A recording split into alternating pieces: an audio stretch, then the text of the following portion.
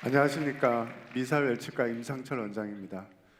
오늘 이렇게 또 귀한 자리 참석해 주셔서 감사드리고, 또 저에게 이런 좋은 기회 허락해 주신 덴티움 관계자분들께 깊은 감사의 말씀을 드립니다. 또 특별히 오늘 또 중국에서도 많이 오셨다고 하는데, 제가 중국어로 간단히 인사 한번 드리겠습니다. 大家好, 저샹하오.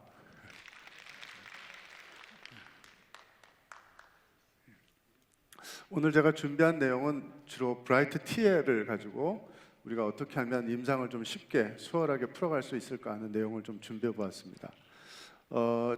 저희 같이 임상을 주로 하는 임상의들에게 아마도 좋은 뉴스가 되었으면 하는 그런 바람을 실어 보았습니다.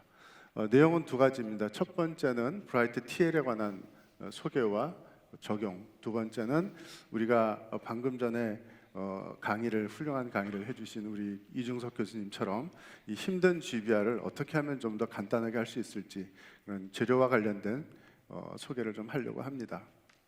잘 아시는 바와 같이 GBR이라고 하는 거는 이미 이제 파괴된 뼈를 리제너레이션, 다시 회복해주는 그런 술식이라고 할 수 있겠습니다.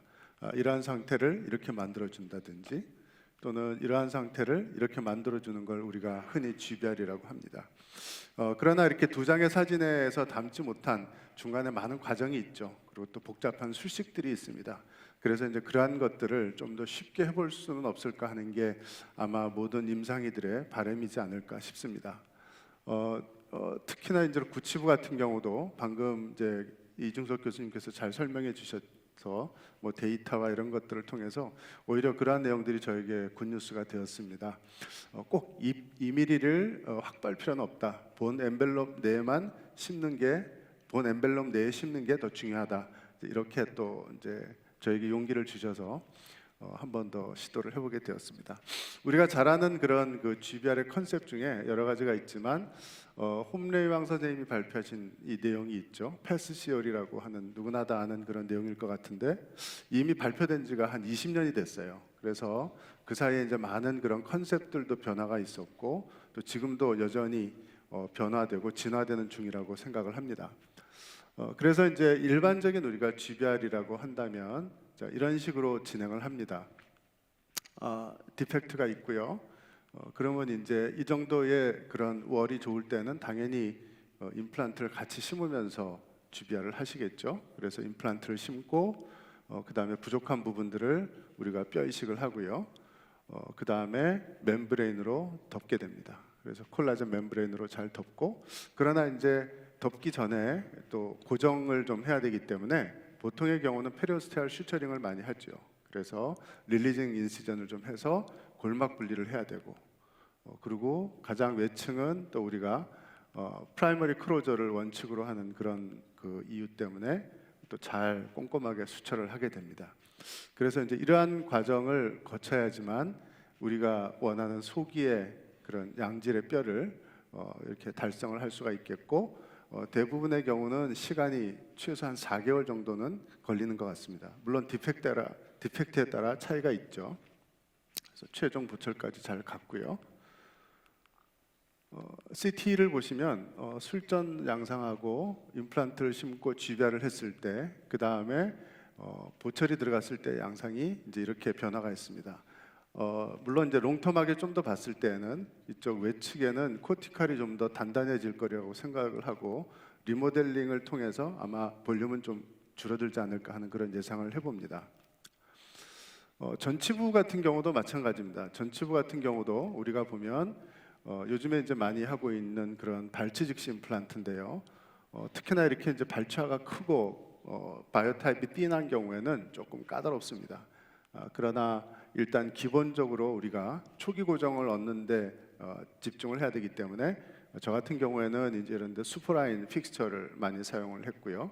그 다음에 이제 바깥쪽에 있는 빈 공간은 레비알 본 월이 인텍트한 경우에는 간단하게 끝낼 수가 있죠. 그래서 갭 필링을 하고, 그 다음에 요즘에는 이제 콜라제네이티드 본 중에서 오스테온 제노콜라젠을 많이 활용을 합니다.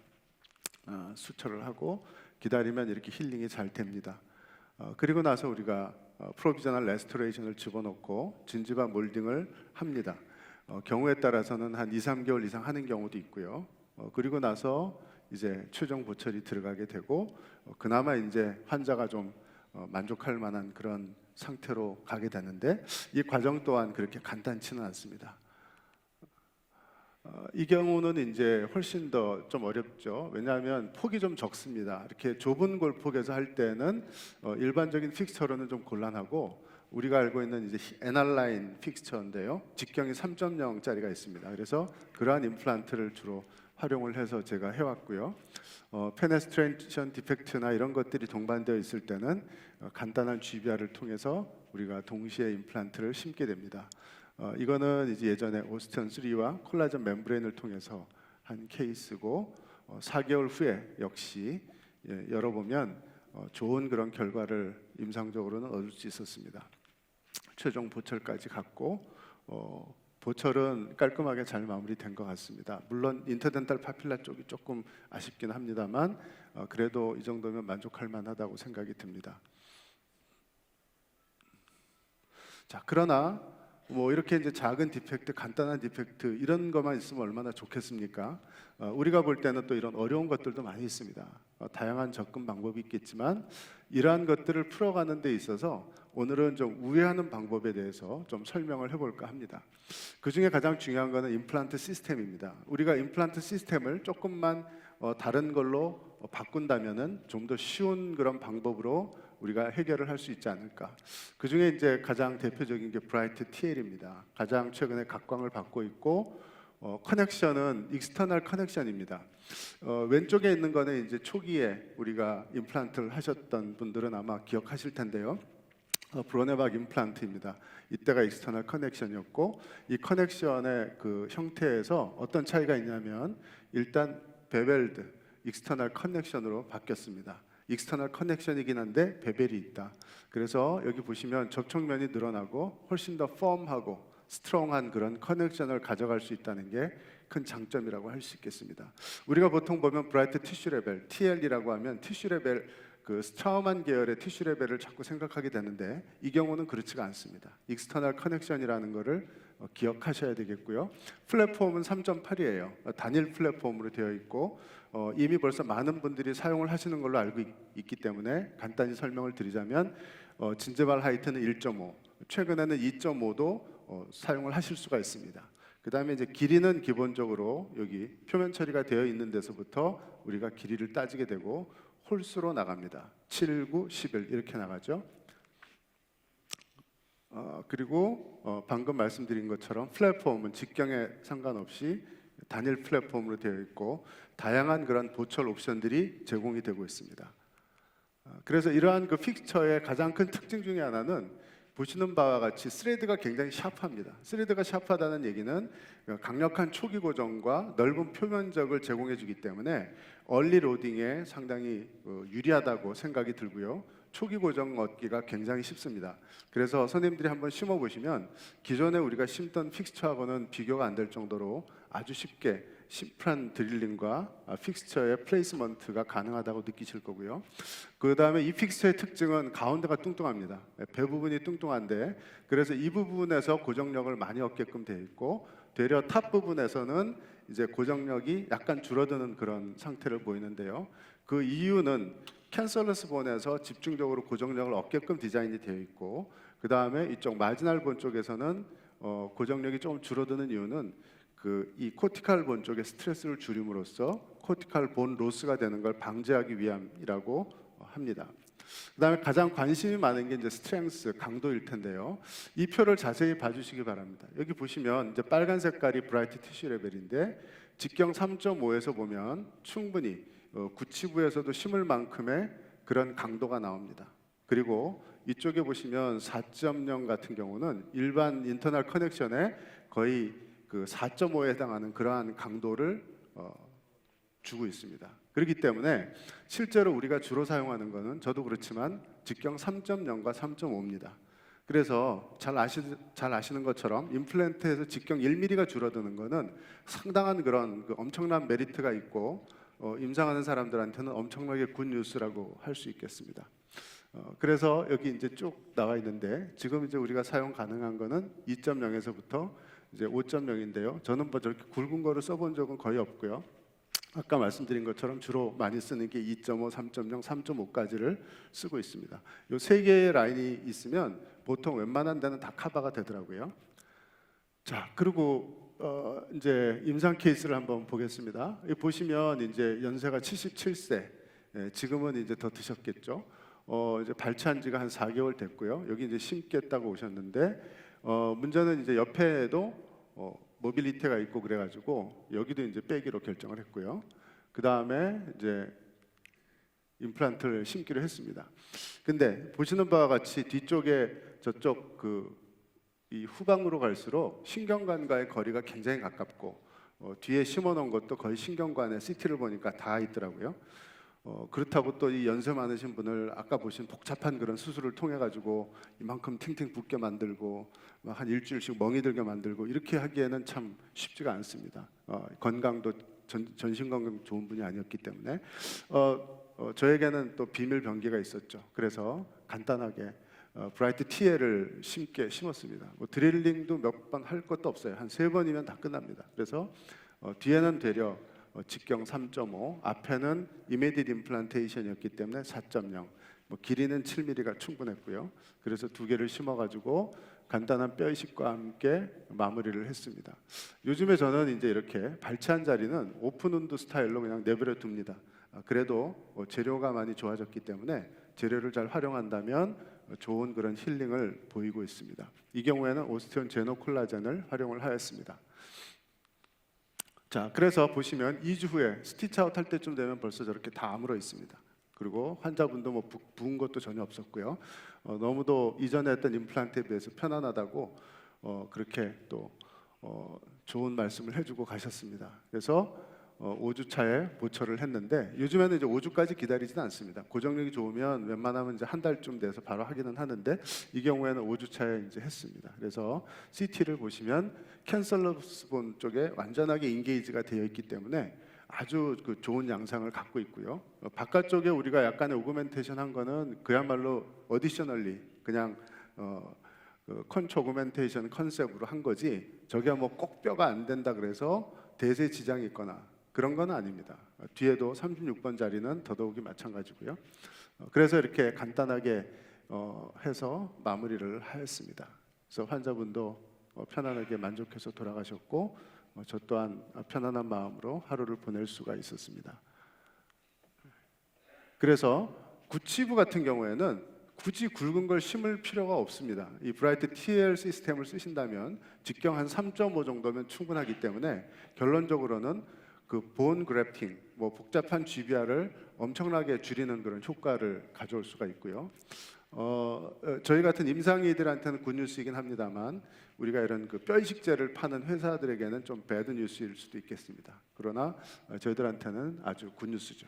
좋은 재료 임플란트 구치부에 3.5만 심어도 저는 충분하다고 제 경험을 통해서 이런 결론을 내렸고요. 이 경우도 마찬가지입니다. 보시면 이제 이 치매 환자분인데 뭘 이렇게 하고 가셔도 바로 그 다음에 금방 또 까먹고 할 정도로 하시는 분이라 빨리 해서 빨리 끝내고 빨리 식사를 하시도록 해드리는 방법밖에 없었습니다. 물론 리치가 아주 뭐 얇지는 않았지만 그렇다고 충분치도 않았습니다. 그래서 이때 이제 직경 3.5짜리 3개 심기로 이미 이제 임상적으로 저는 결론을 얻었기 때문에 그냥 편안한 마음으로 심었고요. 그 다음에 간단한 그런 뼈 이식을 통해서 쉽게 마무리를 하였습니다. 보통 이제 저는 이제 뭐 이렇게 어디셔널리 하게 할 때는 오스테온 제노와 제노 콜라겐의 컨비네이션을 많이 활용합니다. 그렇게 되면 뭐 복잡한 뭐 멤브레인을 덮는다든지 뭐 릴리징 인시전을 해가지고 수처를 하는데 땡겨와야 된다든지 그럴 필요가 없고요. 보시는 것처럼 이런 각화치원 조언을 그대로 유지할 수가 있기 때문에 상당히 유리한 것 같습니다. 힐링이 잘 되었고 교수님 방금 전에 설명하신 대로 가르침을 따라서 엔벨롭 내에 잘 심었습니다. 그래서 보시면 힐링이 굉장히 빠르게 진행이 되는 것을 우리가 확인을 할 수가 있고요.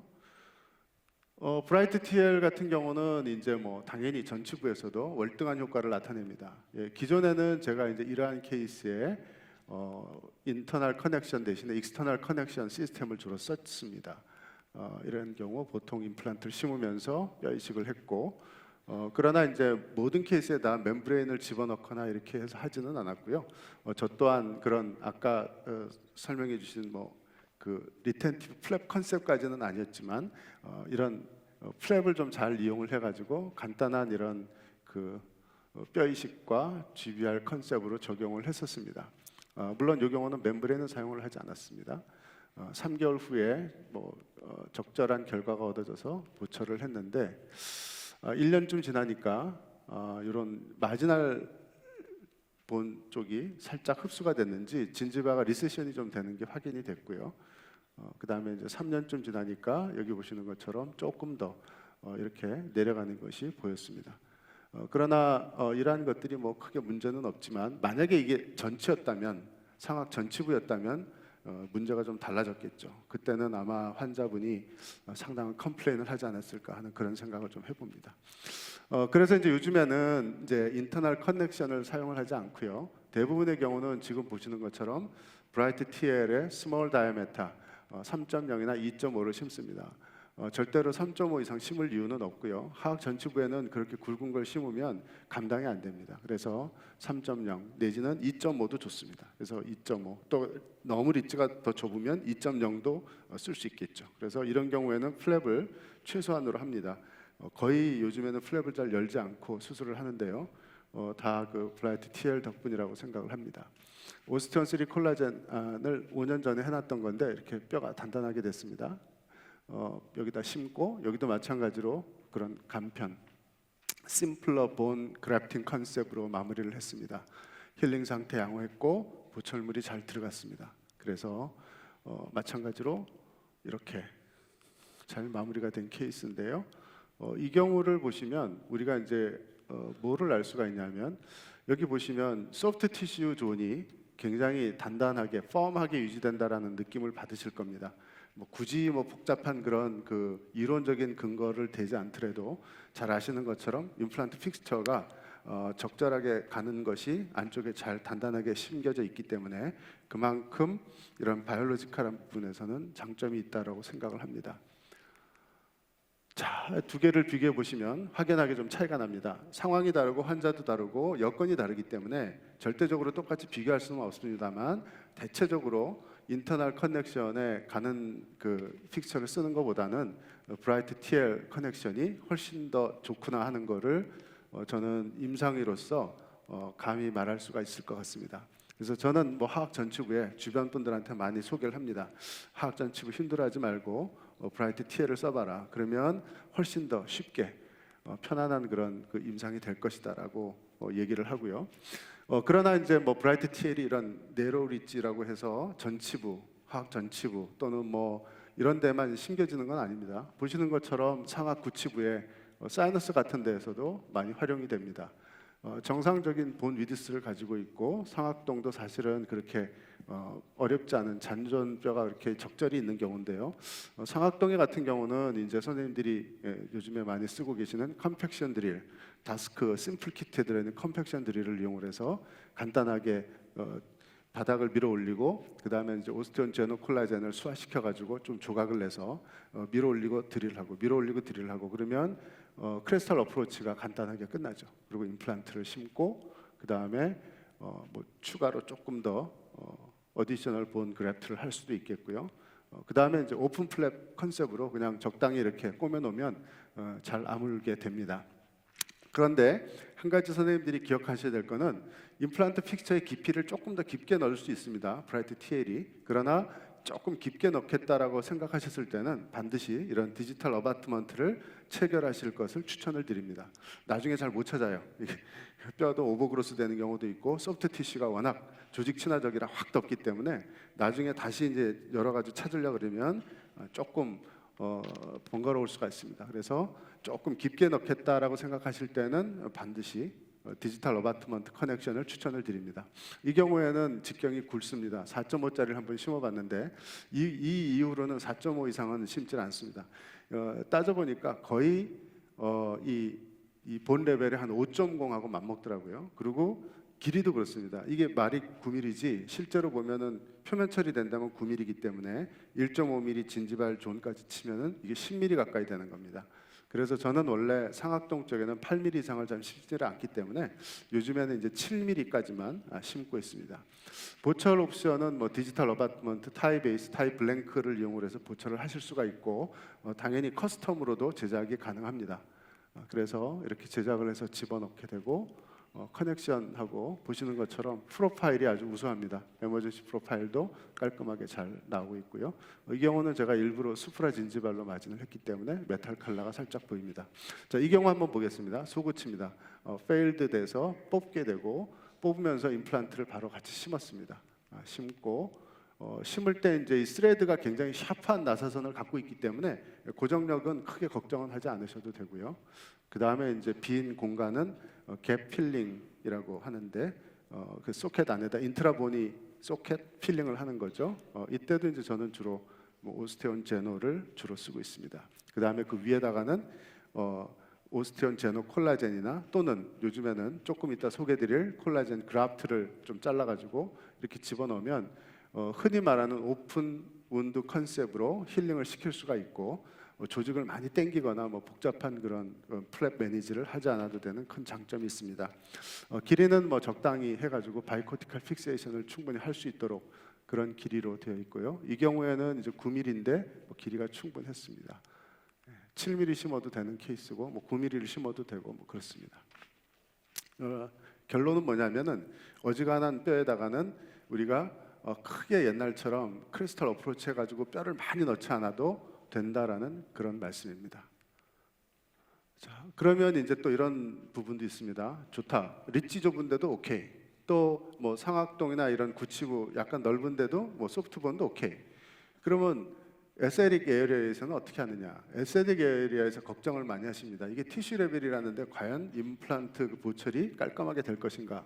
깔끔하게 됩니다. 깊이 조절을 잘 하시면 되는데 깊이의 레퍼런스는 여기입니다. 표면 처리된 곳. 아까 말씀드린 1.5mm, 1.8mm 구간이 3.3입니다. 그거를 잘 활용을 하셔가지고 선생님들이 깊이 조절을 하시면 되고요. 플라스틱 그 캡이 달려 있죠. 처음에 그게 또 한 1mm가 됩니다. 그래서 토탈로 치면 한 4mm 가량에 가지고 조절을 하시면 깔끔한 에머전시 프로파일을 우리가 얻을 수가 있습니다. 자, 그 다음에는 이제 남은 시간 동안에 간단하게 콜라겐 그라프트를 제가 임상에서 어떻게 쓰고 있는지를 좀 보여드리겠습니다. 너무 자세한 설명이 없어서 서운해하지 마십시오. 이따 오후에 조용단 교수님께서 아주 자세하게 깊이 있는 그런 설명을 또 소개를 해드릴 겁니다. 콜라겐 매트릭스죠. 덴스 콜라겐 매트릭스입니다. 1D가 있고 2D가 있습니다. 덴시티의 차이고요. 그거는 이제 결국은 흡수율에서 좀 차이가 있고 저희가 이제 임상적으로 볼 때는 좀 더 단단하다, 좀 더 뻣뻣하다, 좀 더 스티프하다, 좀 덜하다 그런 차이로 우리가 느낄 수 있겠습니다. 그래서 우리가 이제 이런 발치와에다가 간단하게 소켓 프리저베이션을 할 때 뭐 복잡하게 생각할 게 없어요. 이 경우는 이미디엇 임플란테이션을 해도 될 것 같지만 위에는 넓지만 안으로 이렇게 꺼져 있는 그런 케이스라서 뭐 고정력을 얻기 위해서는 조금 굵은 걸 심어야 될 것 같아서 그냥 환자분 연세도 있고 해서 본 그라프팅을 했습니다. 그리고 콜라겐 그라프트를 덮으면 돼요. 하고 수쳐 끝입니다. 그래서 그러고 나서 이제 기다리면 힐링이 잘 됩니다. 유지가 잘 돼요. 그래서 한 4개월쯤 지나가서 열어보면 이렇게 단단한 뼈가 잘 차 있습니다. 충분히 임플란트 심기에 그러한 그 강도를 유지하고 있고 물론 이제 이 경우에 저는 대부분 언더사이즈 드릴링을 합니다만 그리고 이제 임플란트를 심어가지고 보철을 하는데 문제가 없습니다. 그러니까 이러한 스타일의 그 플랩 매니저의 장점은 잘 아시는 것처럼 각화층이 변동이 없고 플랩의 이동이 없기 때문에 임상하는 데 있어서 훨씬 더 편안하게 그런 보철까지 갈 수 있다는 게 큰 장점인 것 같습니다. 그다음에 알베올라 리치 프리저베이션 같은 경우에는 이 경우에 이제 버칼 월이 하나도 없습니다. 다 날아갔어요. 당연히 이 경우는 이제 발치식 임플란트는 굉장히 어려운 케이스고요. 밑에 또 신경관도 있고 하기 때문에 마찬가지로 이렇게 콜라겐 그라프트로 덮어놓습니다. 이렇게만 해도 돼? 너무 허접하게 막 대충 하는 거 아니야? 이런 말씀들을 많이 하시는데 이제 밑에다가 이제 오스테온 제노 콜라겐을 좀 단단하게 저는 소켓에다 다져놓고 그 위에다가 이제 이렇게 합니다. 그러면 한 2주쯤 지나면 벌써 아물어 붙고요. 4개월이 넘어가면 조직이 단단해집니다. 4.5개월쯤 돼서 열어보면 뼈가 저렇게 잘 차 있어요. 씹는데 문제가 없습니다. 그래서 이런 식으로 쉽게 좀 하고 있습니다. 그래서 페리오 디펙트로 인해서 소켓이 많이 무너져 있을 때, 도저히 발치식 임플란트가 불가능할 때, 이럴 때는 너무 걱정하실 필요가 없고 그냥 소켓 프리저베이션 또는 뭐 ARP를 활용을 해가지고 선생님들이 하시는데 재료의 레시피는 이렇습니다. 이 경우도 마찬가지로 엑스레이를 보시면 이런 식으로 해가지고 가운데 보시면 조금 패킹을 저는 좀 단단하게 타이트하게 한 편입니다. 그래서 심었고요. 그래서 보통 저는 이제 뭐 이거는 이제 어떤 학문적인 근거가 있는 건 아니고요. 뭐 제 개인적으로 경험에 의하면 저는 이제 파티클 본을 한 80%로 채우고 그 위에다가 할 수 있으면 콜라겐 본으로 한 20% 채우고 그 가장 맨 위층에다가는 꼭 콜라겐 그라프트로 덮습니다. 그러면 조직 힐링이 굉장히 빨라지고요. 자, 이 경우도 한번 보겠습니다. 굉장히 어그레시브하고 야 이걸 어떻게 하나 좀 황당하게도 하죠. 황당합니다. 한데 2번 우리에게는 또 2번 자리가 있기 때문에 2번을 뽑고 임플란트를 심죠. 거의 플랩을 뭐 열지를 않고 간단하게 그냥 심을 수가 있고요. 당연히 TL로 심었겠죠. 브라이트 TL 3.0. 그리고 가운데는 여기가 이제 폰틱이 들어갈 자리죠. 파닉이 들어갈 자리이기 때문에 뭘 복잡하게 많은 투자할 필요 없고 그냥 콜라겐 그라프트 2D로 했습니다. 2D는 덴시티가 2배예요. 그래서 조금 더 스티프하고 조금 더 버텨줍니다. 구강 내에서 보시면 이렇게 돼 있고요. 초진 때와 비교해 보면 비교할 수 없을 정도로 이렇게 많이 됐습니다. 물론 이제 이게 그대로 다 볼륨이 유지되는 않겠죠. 어느 정도 이제 수축이 되면서 이 조직이 정리가 되겠지만 그렇다고 하더라도 제가 한 거에 비해서는 너무 좋은 그 결과를 얻게 되는 것이죠. 좀 더 기다려 봐야 됩니다만 2주차 때까지 팔로우를 해본 바로는 뭐 조직이 잘 아물고 있습니다. 원래 2주차 때까지 벌어져요.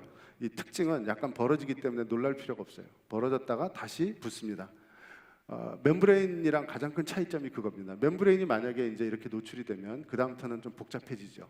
어떤 멤브레인을 쓰냐에 따라 물론 차이가 있지만 일찍 흡수가 되는 멤브레인을 썼을 때에는 많은 낭패를 보게 됩니다. 그러나 콜라겐 그라프트를 쓰시면 그러한 어려움을 극복할 수가 있어요. 이 케이스를 보겠습니다. 마찬가지로 하악이 굉장히 엉망이고 어그레시브한데 이때는 본 트리밍도 하고 임플란트도 심고 그 다음에 본 그래프팅도 간단하게 했습니다. 그래서 한꺼번에 이렇게 하는데 시간은 얼마 걸리지 않습니다.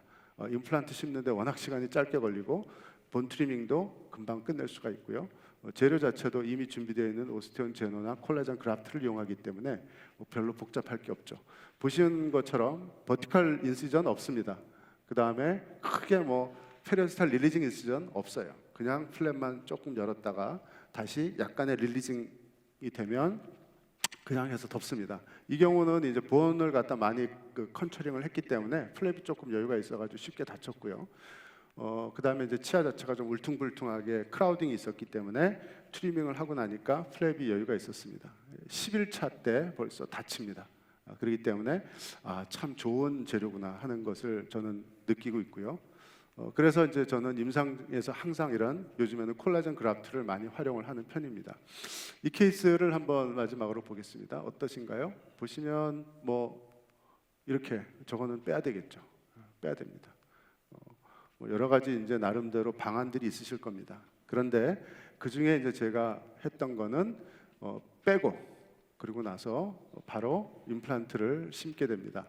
임플란트 심을 때는 당연히 이제 브라이트 TL을 선택을 했고요. 왜냐하면 플랫폼 3.8만 유지가 된다면 밑에 있는 바디는 좀 가는 게 들어가도 전혀 문제가 없어요. 그렇기 때문에 이렇게 했고 마찬가지로 오스테온 제노 파티클 본 넣고 외층에다가는 이러한 콜라겐 본을 살짝 덮고 오스테온 제노 콜라겐 그 다음에 메인으로 콜라겐 그라프트를 안팎으로 깝니다. 이렇게 깔아가지고 그냥 소킹된 채로 수처를 하면 여기 보시면 이렇게 노출이 된 채로 꼬매놨지만 힐링이 이렇게 잘 됩니다. 금방 되죠. 여기서 이렇게 노출이 됐던 부분이 힐링이 잘 되고 이거로 봐서는 조직 친화력성이 엄청 세구나 좋구나 하는 걸 우리가 확인을 할 수 있었고요. 잘못된 임플란트는 빼고 좋은 방향에 좋은 깊이에 좋은 위치로 잘 심었습니다. 그래서 결론적으로는 이제 이런 컨테인드 디펙트로 만드는 게 좋겠고 교수님이 소개해 주신 대로 본 하우징 내에 심는 게 좋은데 누구나 다 알고 있어요. 그렇게 하고 싶어요. 그런데 문제가 있습니다. 강도에 문제가 있어요. 인터널 커넥션은 너무 가는 거를 마냥 줄일 수가 없어요. 프랙처의 위험도 있고 뭐 여러 가지 위험이 있습니다. 또 플랫폼의 한계가 있습니다. 플랫폼에 문제가 있어서 3.8 이상의 그런 4.0 이상이 돼야 에머전시 프로파일이 좋은데 그렇게 내기도 좀 어렵고 커넥션도 위험이 위태위태하죠. 가는 걸 심어놓으면. 그래서 이제 이러한 문제들을 우리가 해결할 수 있는 방법으로서 가장 좋은 대안은 저는 브라이트 TL이라고 생각을 합니다. 그러니까 이 모든 걱정거리를 이 한 가지로 해결을 할 수가 있죠. 그래서 결국은 이제 복잡한 GBR을 좀 우회해서 편안하게 우리가 임상을 할 수 있는 방법이 없을까? 그 레시피는 다음과 같습니다. 저는 이제 먼저 브라이트 TL을 추천을 드리고 제 임상에서 늘 이렇게 골리식제, 제노본이나 콜라겐본을 많이 활용하고 있고요. 또 마지막에 소개드린 콜라겐 그라프트를 이용해서 마무리를 하신다면 아마도 선생님들 임상의 한 80% 가까이는 다 커버가 되지 않을까 하는 그런 생각을 해봅니다. 아침 일찍 이렇게 오셔가지고 경청해 주셔서 대단히 감사합니다.